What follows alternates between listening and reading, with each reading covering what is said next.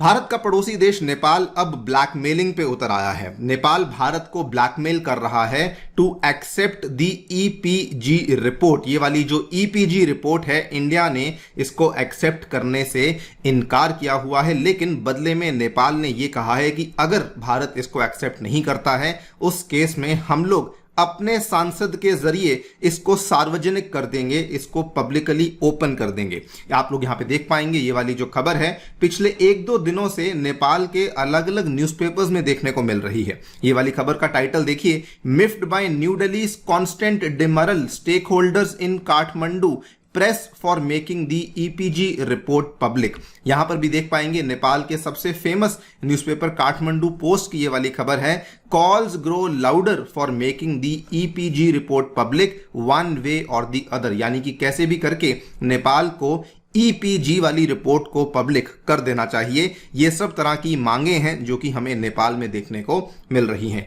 इसी e-PG report के बारे में बात करेंगे कि आखिरकार ये ईपीजी रिपोर्ट बेसिकली क्या है, नेपाल यहां पे क्या चाहता है और क्यों ये भारत को ब्लैकमेल कर रहा है। ऑल्सो डिस्कस करेंगे इंडिया का इस पूरी रिपोर्ट को लेकर क्या स्टैंड है। चलिए शुरू करते हैं दोस्तों मेरे साथ। मेरा नाम है अनिरुद्ध। हमें फॉलो करने के लिए यहां पर दिए गए टेलीग्राम चैनल के माध्यम से आप लोग फॉलो कर सकते हैं। हमारे बाकी जो लेक्चर्स के अपडेट्स हैं वो भी आपको यहीं पे इसी चैनल के माध्यम से अवेलेबल करवाए जाते हैं। ऑल्सो दोस्तों बताना चाहूंगा कि आने वाली 17 अगस्त से आपके लिए एक नया उड़ान बैच शुरू किया जा रहा है, जिसके माध्यम से आपको संपूर्ण जीएस की तैयारी करवाई जाएगी। प्रीलिम्स और मेंस की संपूर्ण तैयारी इसके माध्यम से आपको करवाई जाएगी। इसमें आपको प्रीलिम्स और मेंस की टेस्ट सीरीज भी अवेलेबल करवाई जाएगी और सीसैट की क्लासेस भी इसी बैच में आपके लिए अवेलेबल करवाई जा रही हैं। अगर आपने इसमें एनरोल नहीं किया है अभी जाइए एनरोल कर लीजिए, because this is available right now at only and only 8,420 rupees. ध्यान रखिए ये प्राइस आपको तभी मिलेगा अगर आप मेरा कूपन कोड अनि यूपीएससी इस्तेमाल करते हैं। साथ ही में इस बैच में मैं आपके लिए कंप्लीट साइंस एंड टेक को कवर करने वाला हूं। ज्योग्राफी ऑलरेडी हम लोग पहले भी कवर कर चुके हैं, दोबारा से भी कवर करेंगे, तो इंडियन ज्योग्राफी भी मेरे ही द्वारा इस बैच में कवर करवाई जाएगी एंड फिजिकल ज्योग्राफी भी। लेकिन साइंस एंड टेक से हम लोग शुरुआत करने वाले हैं from the 17th of August. So अगर आपने एनरोल नहीं किया है इसका लिंक डिस्क्रिप्शन में दिया गया है। अगर आप ऑप्शनल के साथ इसको कंबाइन करना चाहते हैं तो वो भी कर सकते हैं। मात्र 14,300 रुपए में आपके लिए ये ऑप्शनल और जीएस का कॉम्बो बैच भी अवेलेबल करवा दिया गया है। इन सभी के लिंक्स आपको डिस्क्रिप्शन में अवेलेबल करवाए गए हैं। स्टूडेंट्स की डिमांड पे हम लोग पाथफाइंडर पास को भी लेकर आए हैं। अगर आप पाथफाइंडर के द्वारा ऑफर की जाने वाली सभी ऑफरिंग्स को प्राप्त करना चाहते हैं तो 25,000 रुपीज में आप इस सभी चीजों को अवेल कर सकते हैं, जिसमें कि जीएस, उसके साथ ऑप्शनल, उसके साथ टेस्ट सीरीज और उसके साथ आपको एनसीईआरटी बैचेस भी अवेलेबल करवा दिए जाएंगे। ऑल राइट, सबसे पहले ईपीजी रिपोर्ट बेसिकली है क्या। आज से 7 साल पहले की बात है, 2016 में जब नेपाल के प्रधानमंत्री केपी ओली थे, उस टाइम पे ईपीजी नामक एक ग्रुपिंग को फॉर्म किया गया था। ईपीजी की जो फुल फॉर्म है, it basically stands for eminent persons group. इस पूरे के पूरे पैनल में 8 लोगों को बिठाया गया था, जिसमें 4 लोग नेपाल की साइड से बैठे थे और 4 लोग जो हैं ये भारत की साइड से बिठाए गए थे। ये आपसी सुलह करने के बाद ही इस पैनल को फॉर्म किया गया था और यह तय किया गया था कि जो भी इंडिया और नेपाल की रिलेशनशिप के बीच में इरिटेंट्स हैं उनको हम लोग इस रिपोर्ट के माध्यम से रिमूव करेंगे। ये वाली जो टीम थी ये बेसिकली इन्होंने रिपोर्ट को बनाना शुरू किया और रिपोर्ट बनते बनाते 2018 में इस रिपोर्ट को पब्लिश कर दिया गया था, मतलब कि पेश कर दिया गया था। उस टाइम पे रिपोर्ट ने अपनी सजेशंस को सामने रख दिया था और उसी टाइम पे जब रिपोर्ट को सामने रखा गया, ये कहा गया कि अब ये रिपोर्ट दोनों ही हम लोग देशों के प्रधानमंत्रियों को देने वाले हैं और उसके बाद वो जब इसको एक्सेप्ट कर लेंगे उसके बाद हम लोग फिर इसका रिव्यू करने वाले हैं। लेकिन नेपाल के तो जो पीएम ऑफिस था उसने तो इसको तभी एक्सेप्ट कर लिया था, लेकिन इंडिया के पीएम ऑफिस ने इसको अभी तक एक्सेप्ट नहीं किया है। रिपोर्ट के अंदर क्या था ये किसी को नहीं मालूम, लेकिन मोटा मोटा जो थोड़ा बहुत आइडिया देखने को मिला है वो ये कहा जाता है, क्योंकि कुछ कुछ जो रिपोर्ट के हिस्से हैं वो लीक हो चुके हैं। कहा जाता है कि रिपोर्ट में कुछ सजेशंस इस तरीके से दी गई थी कि इंडिया और नेपाल की जो 1950 की treaty of peace and friendship है उसको रिप्लेस किया जाए एक नई ट्रीटी के माध्यम से। उसके बाद इंडिया नेपाल का जो बॉर्डर है उसको रेगुलेट किया जाए कि जो इंडिया से आने वाले लोग हैं नेपाल में वो आइडेंटिटी कार्ड्स दिया करें नेपाल के बॉर्डर पर। उसके बाद कुछ और मुद्दों को लेकर भी इस रिपोर्ट में बातचीत की गई थी।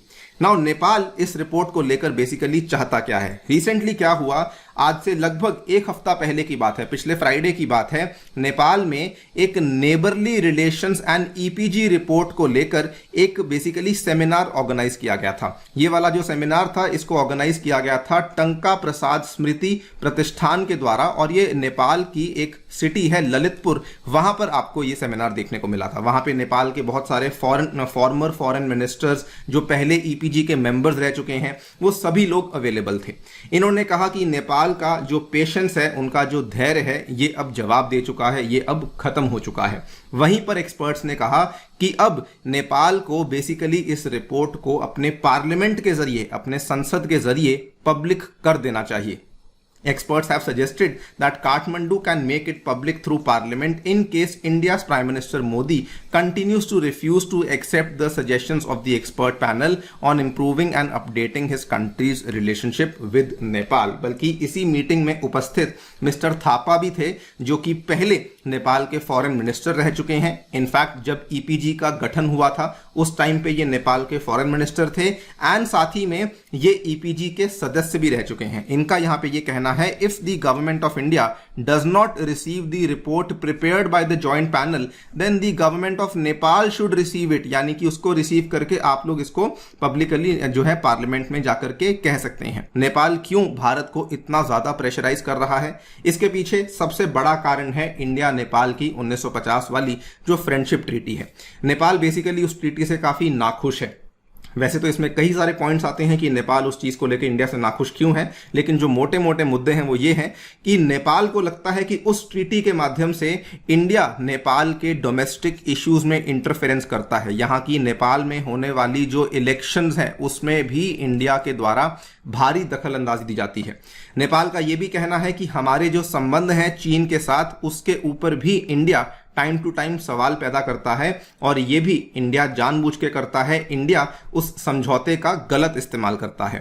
थर्डली, नेपाल का यह कहना है कि इस ट्रीटी के माध्यम से इंडिया ओपन बॉर्डर का मिसयूज करता है। बहुत सारी चीजों की ट्रैफिकिंग, बहुत सारी लोगों की human trafficking, drug trafficking, currency trafficking, इस तरह की चीजें हमें नेपाल में देखने को मिलती हैं। फोर्थली, नेपाल का यह भी कहना है कि इंडिया बहुत सारे केसेस में रेसिप्रोसिटी ऑफर नहीं करता। मतलब कि नेपाल ये चाहता है, इंडिया ये चाहता है कि नेपाल में तो उनको जो है सब चीजों का एक्सेस मिले, लेकिन जब हम इंडिया से इन चीजों का एक्सेस मांगते हैं तो इंडिया बदले में वो ऑफर करने को रेडी नहीं होता है। ये सारे के सारे मुद्दे हैं जिसकी वजह से नेपाल आज से ही नहीं, काफी लंबे टाइम से इस ट्रीटी से काफी नाखुश है।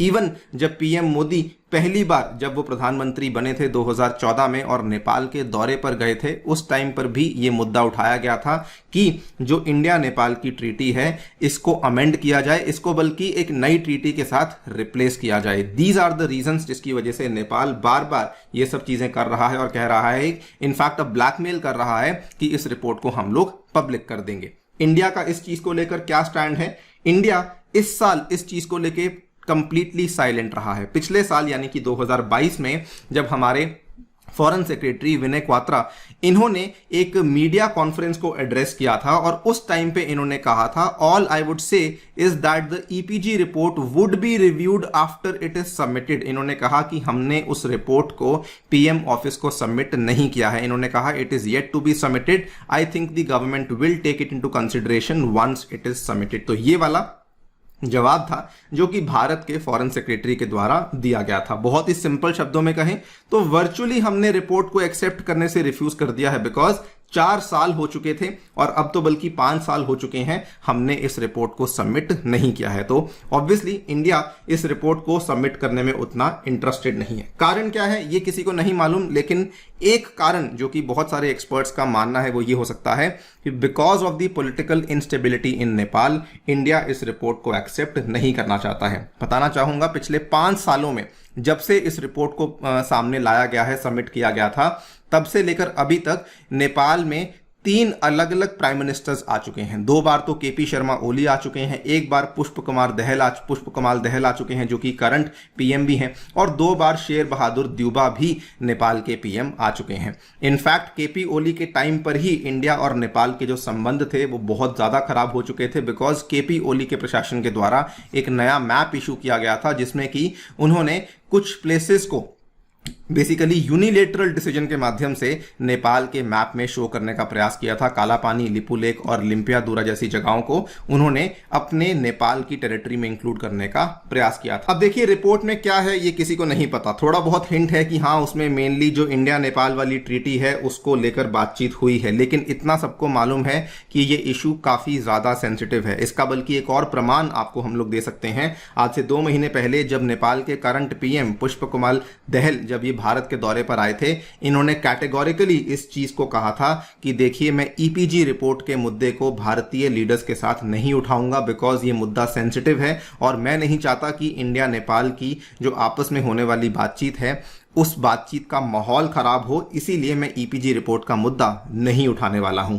तो एक बात तो तय है कि मुद्दा काफी ज्यादा सेंसिटिव है और इसीलिए यहां पर जो नेपाल के द्वारा किए जाने वाले टैक्टिक्स हैं वो मैं कहूंगा बिल्कुल भी सही नहीं है। नेपाल का इंडिया को ब्लैकमेल करना, ये कहना कि हम लोग यूनिलैटरली इसको पार्लियामेंट में रिलीज कर देंगे, ये भी सही नहीं है। इनफैक्ट बीच में नेपाल ने यह भी कहा कि इंडिया की फॉरेन मिनिस्ट्री को रिपोर्ट को एक्सेप्ट कर लेना चाहिए बिकॉज इंडिया नेपाल के बीच में जो कोलैबोरेशन है वो फॉरेन मिनिस्ट्रीज में भी देखने को मिलती है। ये भी करना गलत होगा बिकॉज वो भी बेसिकली आप जो प्रॉपर प्रोसीजर है उसको बाईपास कर रहे हैं। बट साथ में हम लोग ये भी कहना चाहेंगे कि इंडिया को भी यहां पे एक कैटेगोरिकल आंसर दे देना चाहिए। रिपोर्ट को एक्सेप्ट करके सबमिट करके रिव्यू कर लेना चाहिए और हां या ना का जवाब दे देना चाहिए कि क्या इंडिया इस रिपोर्ट को एक्सेप्ट करता है या फिर डिनाई करता है। बिकॉज अगर हम लोग ऐसा नहीं करते हैं, अगर हम लोग बार बार इस चीज को डिले करते हैं, there is a high possibility कि इंडिया और नेपाल के जो रिलेशंस हैं वो खराब हो सकते हैं और इसमें नेपाल इंडिया के ऊपर ये भी इल्जाम लगा सकता है कि इंडिया बेसिकली एक बिग ब्रदरली एटीट्यूड लेकर आ रहा है जिसकी वजह से जो कि गलत लग रहा है उनको, and so on and so fourth. तो ये भी कुछ प्रॉब्लम्स हैं जो कि इंडिया की तरफ से देखने को मिल रही हैं। देखते हैं क्या होता है। आपकी दोस्तों इस पे क्या राय है हमें डेफिनेटली बताएं कमेंट सेक्शन में। जाने से पहले बताना चाहूंगा कि हम लोग एक बार फिर से आपके लिए समुद्र मंथन लेकर आए हैं। यदि आप यूपीएससी की तैयारी कर रहे हैं या शुरू करने की सोच रहे हैं, इस टेस्ट में डेफिनेटली एनरोल कीजिए। यूपीएससी लेवल के एमसीक्यूज को फ्री में अटेम्प्ट करने का आपको मौका मिल रहा है और साथ में आप अपनी तैयारी का भी आकलन इस टेस्ट के माध्यम से लगा सकते हैं। मात्र आधे घंटे का है, तो रविवार सुबह 10:30 बजे आपको इस टेस्ट में आकर के एनरोल करना है। इसके साथ में दोस्तों अगर आप केवल ऑप्शनल्स को परचेज करना चाहते हैं, इंडिया के सबसे अफोर्डेबल ऑप्शनल्स आपके लिए अवेलेबल करवाए जा रहे हैं at only and only 8,420 rupees. History, anthropology, geography, PSIR जैसे ऑप्शनल्स में आप लोग जाकर के एनरोलमेंट्स ले सकते हैं using the coupon code ANI UPSC। Thank you so much for listening. Stay tuned and stay safe.